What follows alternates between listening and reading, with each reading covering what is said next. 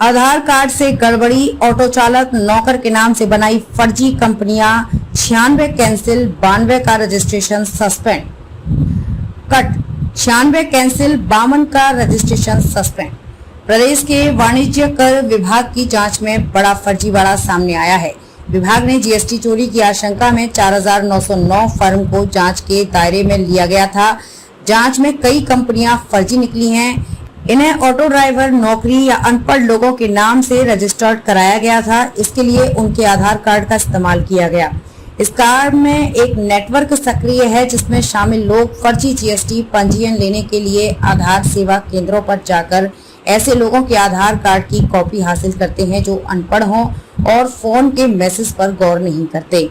फिर इन लोगों को झांसे में लेकर उनके मोबाइल नंबर बदलवाने के बहाने आधार सेवा केंद्रों पर आवेदन दिलवाया जाता है और उनके अंगूठे के निशान लेकर आधार कार्ड से जुड़ा नंबर बदलवा लिया जाता है। इस तरह उस शख्स के आधार कार्ड को जीएसटी पंजीयन के आवेदन में शामिल कर लिया जाता है। इतना ही नहीं, फर्जी जीएसटी पंजीयन के लिए लगाए गए बिजली बिल और किरायानामा भी फर्जी पाए गए। किसी परिचित की आईडी पर भी फर्जी जीएसटी पंजीयन। इसी प्रकार कुछ मामलों में फर्जी जीएसटी पंजीयन किसी परिचित की आईडी पर भी बनाई जाती हैं और कुछ निश्चित भुगतान समय समय पर उक्त व्यक्ति को किया जाता है।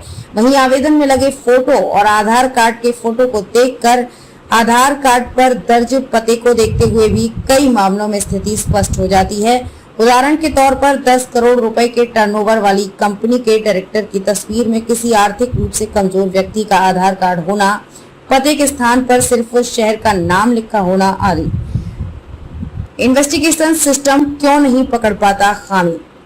दरअसल जीएसटी पंजीयन के आवेदन के लिए व्यवसायी को अपना आधार कार्ड, फोटो, किरायानामा, फोन, ईमेल आईडी देनी होती है। आवेदन में दर्ज नाम और आधार नंबर को आधार कार्ड में दर्ज नाम से मिलाया जाता है। अन्य किसी जानकारी को सत्यापित करने का कोई साधन नहीं है। अधिकारी अपने स्तर पर संपत्ति कर से जुड़े दस्तावेजों की जांच कर सकते हैं, लेकिन अन्य दस्तावेज कई बार फर्जी मिलते हैं। व्यवसाय इंदौर का रोटरी सागर की केस नंबर 1। इंदौर के एक व्यवसायी ने इंदौर में व्यापार करने के लिए किराए पर ली हुई जगह का किरायानामा सागर के किसी नोटरी अधिकारी द्वारा नोटराइज करवाया था। उक्त स्थान का वेरिफिकेशन करने पर पता चला कि ना तो किराएदार ने कभी उस मकान मालिक से बात की और ना ही कभी वहां से व्यापार संचालित किया।